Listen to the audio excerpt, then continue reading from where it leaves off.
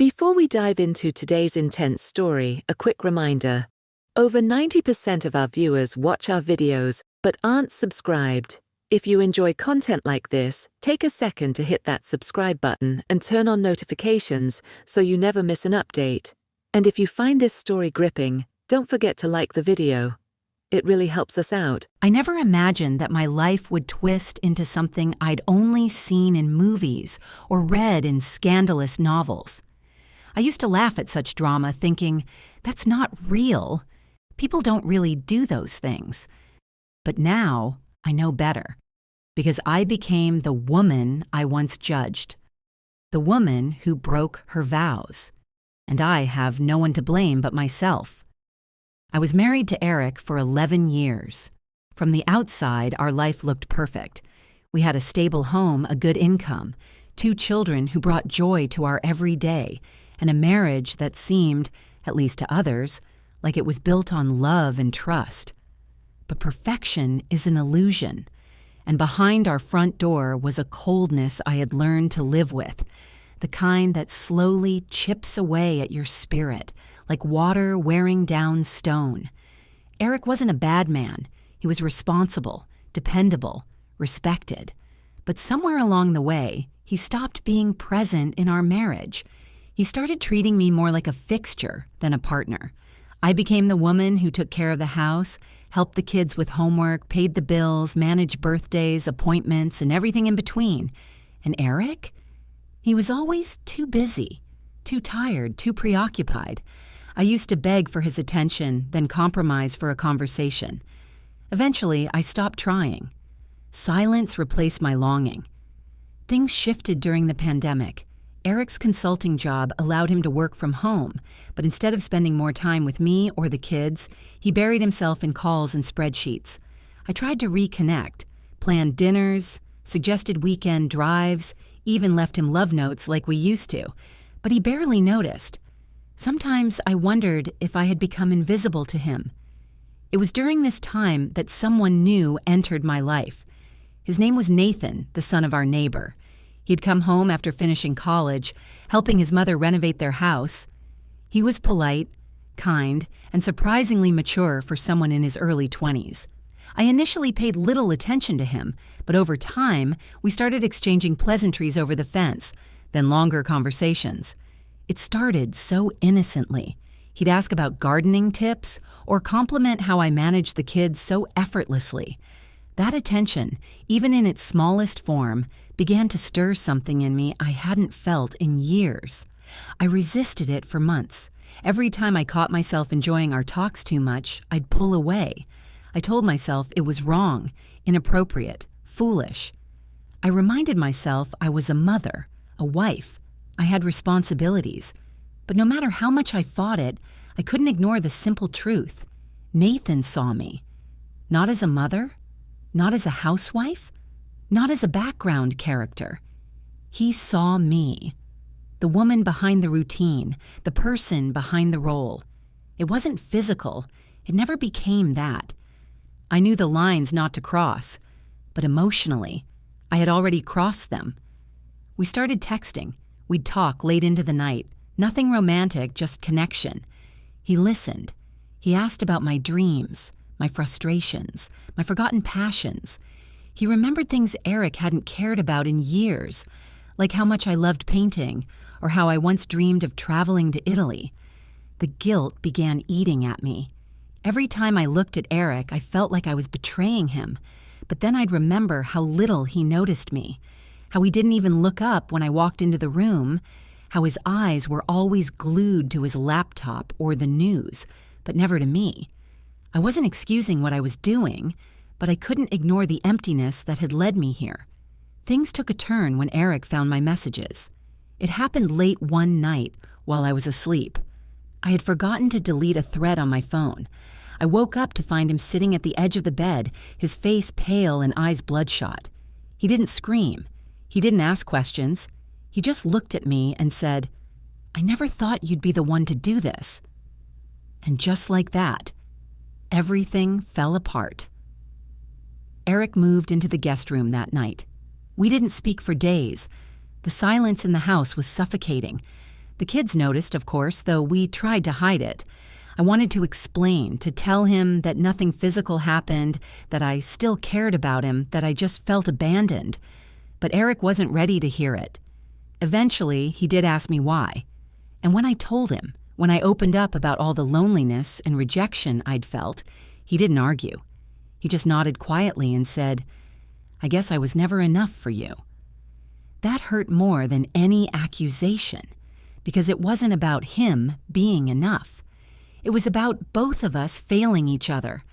But instead of working on our issues, Eric went cold. Not just to me, but in general. He became bitter. He started staying out late. I later learned he'd reconnected with an ex from years ago, and suddenly the irony of it all crushed me. The man who claimed to be devastated by my emotional betrayal was now having his own. The hypocrisy stung deeper than any guilt I'd felt. I realized then that this wasn't just about me. Our marriage had been dying long before Nathan came into the picture. When Eric filed for separation, I didn't fight it. Not because I didn't care, but because I was tired of pretending we were something we weren't. And yet, as broken as I was, I decided I wasn't going to let this be the end of my story. I poured myself into healing, real healing, not rebounds, not distractions. I started therapy. I picked up painting again. I enrolled in an online course to finish the interior design certification I had abandoned years ago. I even started volunteering with a local organization that helped women going through divorce and emotional trauma. For the first time in years, I felt like me again. Eric, on the other hand, tried to reinvent himself through bitterness. He spread rumors, told mutual friends that I had destroyed everything. He painted me as a manipulative woman who'd preyed on a young man. He conveniently left out his emotional absence, the years of neglect, his own growing infidelity. At first, I stayed silent. I believed in taking the higher road. But silence doesn't protect you forever. And when his behavior started affecting my reputation, I realized that sometimes revenge doesn't have to be loud or cruel. It just has to be true. That's when I decided I'd fight, not for the marriage, but for my dignity. And if Eric thought I would crumble under his lies, he had no idea who he was dealing with. I wish I could say things calmed down after the separation, but they didn't. If anything, they got worse. Eric became someone I barely recognized. He was no longer the quiet, indifferent man I had shared a home with for over a decade. He was angry now, bitter, and spiteful. He used our history as a weapon, telling half-truths and warped versions of events to anyone who would listen. He told our children things they weren't ready to understand. He hinted that I was the reason we weren't a family anymore. He whispered poison into their ears in subtle ways. Ask your mother why I had to move out. Your mom has new friends now. I overheard those things when the kids came back from his place. At first, they didn't make sense to them, but over time, I could see the confusion growing in their eyes. My children, the only thing that kept me grounded, were being turned against me, little by little. It was then I realized I had to act. I started documenting everything, every text, every email, every passive-aggressive remark Eric sent me. I kept a journal of the things the kids said after visiting him. I wasn't preparing for war. I was protecting myself. Because if Eric's words ever turned into accusations in court, I would need evidence. I was not going to let him take them from me. Meanwhile, Nathan quietly faded out of my life. After the separation, he distanced himself. Maybe from guilt, maybe from fear. I didn't blame him. What we had was built on fragile ground. I wished him well and moved on. I didn't need him anymore. I wasn't the same woman who had once clung to a stranger's kindness like a life raft. I was growing. Finally. But Eric couldn't handle that. When he found out I had enrolled in a design certification program, he mocked it. "Oh, so now you're going to be an artist? That's cute." When I shared that I had started volunteering at a women's shelter, he rolled his eyes. "Trying to play saint after what you did?" His comments weren't meant to hurt me. They were meant to control me, to keep me stuck in guilt and shame. But I didn't flinch. I let his words hang in the air, powerless against my silence. What truly set me off, though, was what he did to my reputation. One evening, an old friend from college messaged me, "Hey, I heard some things about you from someone at Eric's office. I don't know what's true, but just wanted you to know what's being said." My heart sank. She told me that Eric had been telling people at work and in his social circle that I had seduced a much younger man, that I had ruined our family for some fling, that I was mentally unstable and emotionally manipulative. It didn't stop there. A few weeks later, the head of the school PTA, where I had just been elected as a volunteer coordinator, called me in. Apparently, someone anonymously sent them an email with a screenshot of one of my old texts to Nathan, twisted out of context to sound inappropriate. I knew who did it. There was no one else who would go to such lengths.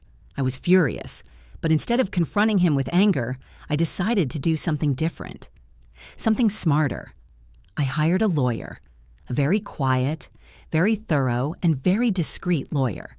We began by sending a cease and desist letter regarding defamation.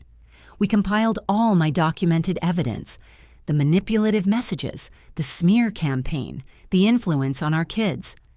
We were building a case, not to destroy him, but to protect me and ensure he didn't take this further. That's when the shift began. Eric, who had been so loud and proud in public, suddenly became cautious. He stopped posting vague rants on social media.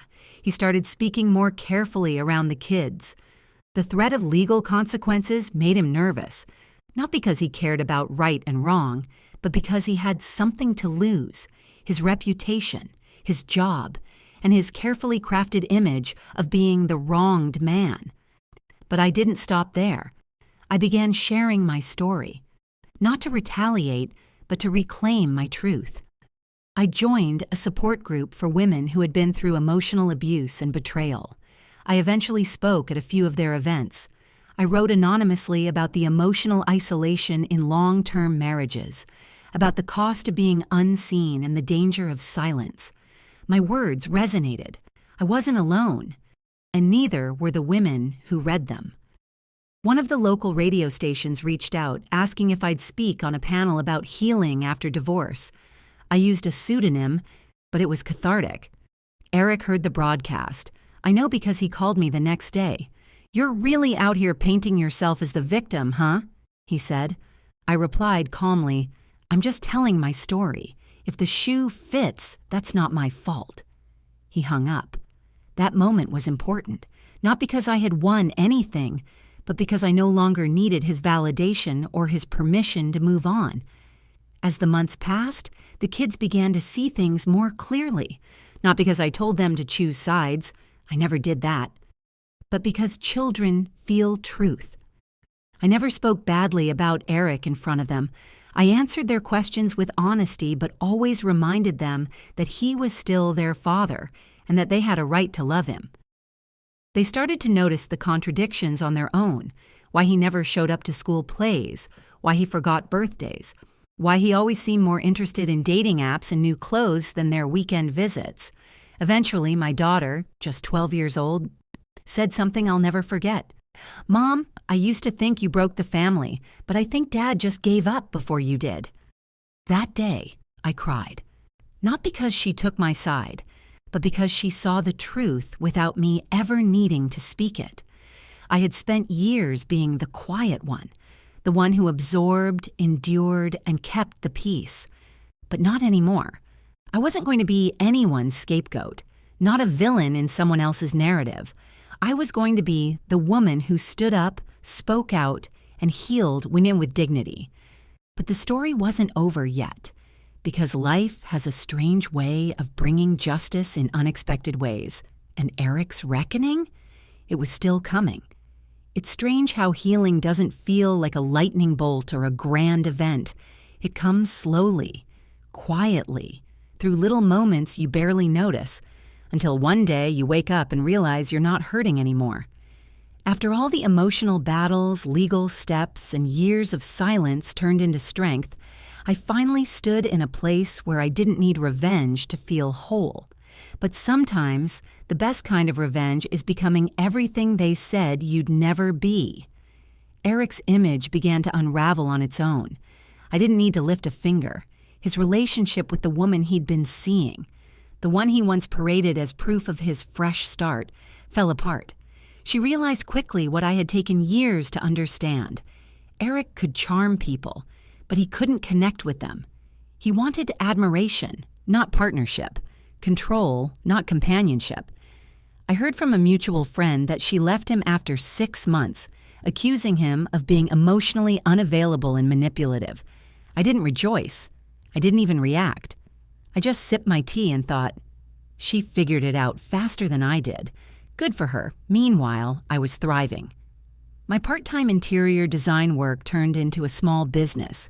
What began as a few pro bono projects for local women's shelters turned into paid gigs and then referrals. I built a modest studio at home, decorated with warm lighting, plants, and my own paintings, the kind of peaceful space I had always dreamed of. My name slowly began to circulate in community circles, not because of my past, but because of my talent. But it wasn't just my career. It was everything. I was truly present for my children. I walked them to school. I helped with science projects. I taught my daughter how to draw faces with emotion, and my son how to turn old cardboard into castles. We laughed again. We healed together. They knew everything hadn't been perfect, but they saw my effort, my consistency, my love. And Eric? His visits became less frequent. He started skipping weekends, showing up late, canceling last minute. The kids stopped asking why. They stopped expecting. It hurt, but it also gave them clarity. Children are intuitive. They remember who showed up, not who shouted the loudest. One afternoon, a year and a half after the separation, Eric called. His voice was different. Tired, not angry this time, just uncertain. I wanted to say I'm sorry, he said. For everything. I messed up. I should have listened when you tried to talk to me. I shouldn't have blamed you for everything. I didn't speak for a long moment. Part of me had waited for this, but not for validation. I didn't need him to apologize to feel better. I already felt whole. I simply said, "Thank you. That means more than you know." He sighed. "Do you think we could ever be friends again?" I smiled, not out of bitterness, but peace. "Eric, I wish you well. I really do. But I've moved on. And I think it's time you do too." He was silent after that, and we ended the call. That was the last real conversation we had. Months passed. My business grew. I published an article, anonymously, about emotional neglect and the cost of invisibility in marriage. It went viral. I was invited to speak at a women's leadership event. I stood in front of a room filled with survivors, professionals, mothers, and women at the edge of their breaking points, and I shared my journey. I didn't leave because I stopped loving him, I said. I left because I stopped recognizing myself. And no one, no marriage, no partner, no story, is worth losing yourself for. After my speech, a woman hugged me and whispered, "You just gave me the courage to leave." That was the moment I realized this was my revenge. Not bitterness, not scandal, but helping others find their voice, their truth, their worth. Just like I had. Revenge didn't look like ruining Eric. It looked like rising above what he tried to reduce me to. It looked like turning pain into purpose, like holding my children close and creating a life rooted in joy, not resentment. People in town stopped whispering, they started admiring, not because I told them my side, but because I lived it, authentically, gracefully, unapologetically. And as I tucked my kids into bed one evening, my daughter looked up and said, "Mom, I want to be just like you when I grow up, strong." That was all I ever needed. My name is Claire.